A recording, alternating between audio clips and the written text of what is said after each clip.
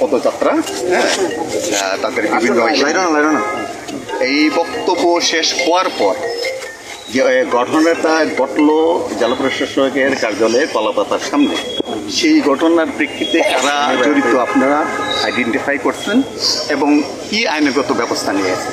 আচ্ছা, ধন্যবাদ। আজকে আপনারা জানেন যে দিনভর এই এনসিপির জুলাই 36 কর্মসূচি ছিল। সেখানকার ধারাবাহিকতা প্রথমে তারা আজমিরিগঞ্জে সকালবেলা প্রোগ্রাম করে। সেই প্রোগ্রাম পুলিশের নিরাপত্তা বলয়ের মাধ্যমে সুন্দরভাবে শেষ হয়। আমাদের তারপরের প্রোগ্রামটা ছিল এখানে সদরে তাদের প্রোগ্রাম, যেটা আমাদেরকে জানানো হয়েছিল যে তারা র্যালি করে টাউন হলের সামনে গিয়ে একটা পথসভা করে প্রোগ্রামের সমাপ্তি হবে। বাট আমাদের প্রস্তুতিও ঠিক একইভাবেই ছিল। আমরা শেষ মুহূর্তে জানতে পেরেছি যে না, র্যালি হবে না, শুধু পথসভা হবে। তো ঠিক সেভাবে আমাদের ডেপ্লয়মেন্টটাও আমরা নতুন করে রিঅ্যারেঞ্জ করেছি। আমাদের পর্যাপ্ত সিকিউরিটি সাপোর্ট ছিল। আমাদের এই প্রোগ্রাম ঘিরে 120 জনের বেশি পোশাকে পুলিশ ছিল এবং সিভিল পোশাকেও পুলিশ ছিল। প্রোগ্রামটা শেষও হলো সুন্দরভাবেই। তারা তাদের প্রোগ্রাম শেষ করে যখন ফিরে যাবে, তাদের এখান থেকে যাওয়ার কথা ছিল মৌলভীবাজারে, তাদের পরবর্তী কর্মসূচি আছে। তো এই প্রোগ্রামটা শেষ করে প্রথমেই তাদের মিডিয়ার যে গাড়িটা, তারা একটা মিডিয়ার গাড়ি এনেছিল, এই গাড়িটা কিছুটা আগেই চলে আসে। মানে আমাদের প্রোগ্রাম শেষে যে মেন ফ্লিটের সাথে যে থানার পেট্রোল গাড়িটা ছিল, এই গাড়িগুলো আসার আগেই মিডিয়ার গাড়িটা, অর্থাৎ যে গাড়িটা আপনারা দেখেছেন যে ক্ষতিগ্রস্ত হয়েছে, সেই গাড়িটা কিছুটা দলছুট হয়ে যায় এবং এখানে আসলে, এই সার্কিট হাউসের সামনে আসলে, এখানে কিছু আমি দুষ্কৃতকারী বলবো, তারা সেই গাড়িটাকে আটকায়, পথরোধ করে, সেখানে মারধর সহ গাড়িটা ক্ষতিগ্রস্ত হয়। আমরা খবর পেয়ে তৎক্ষণাৎ এখানে থানার টিম চলে আসে এবং আমি পুলিশ সুপার হিসাবে যখনই খবর পাই, আমি নিজে অফিস থেকে সাথে আমার সমস্ত লাইনের যারা স্ট্যান্ড বাই ছিল তাদের কিউআরটি টিম সহ আমি নিয়ে আসি। আমার অফিসাররাও সাথে ছিল। আমরা আসার পরে যেটা দেখলাম যে এখানে আমি নিজে প্রত্যক্ষ করেছি যে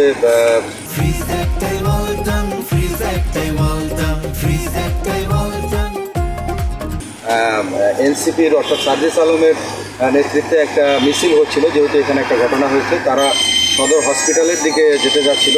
তো হসপিটালের দিকে যেতে চাইলে ওইখানেও আর একটা গ্রুপ, তারাও সেখানে অপেক্ষা বলবো না, মানে তারা সেখানে আগে থেকেই ছিল।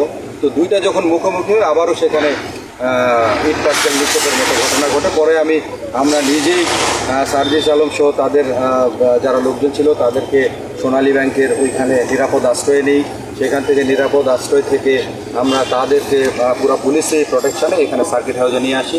এরপরে সেই ইট পাটকেল নিক্ষেপের ঘটনায় এবং আগে যেটা ঘটনা ঘটেছিল গাড়িতে, তাদের যারা ইনজুর্ড ছিল তাদেরকে আমরা এইখানে, আমি সিভিল সার্জনের সাথে নিজেই কথা বলে সেখান থেকে আরএমও সহ একটা মেডিকেল টিম এনে তাদেরকে প্রাথমিক চিকিৎসা দেওয়া হয়েছে। এবং এই চিকিৎসা শেষে একটু আগে আপনারা দেখলেন যে আমরা এনসিপির যারা নেতৃবৃন্দ এখানকার ছিল তাদেরকে পরবর্তী কর্মসূচি তাদের আছে মৌলভীবাজারে, সেখানে যেন তারা নির্বিঘ্নে যেতে পারে সেই জন্য আমরা পুলিশ প্রোটেকশনও বৃদ্ধি করেছি। তারা একটা দাবি করলো যে সরকারি দলের যে লোকেরা যে ছাত্র সংগঠিত অন্যান্যরা সেটার সাথে জড়িত, সেটা কি পাই?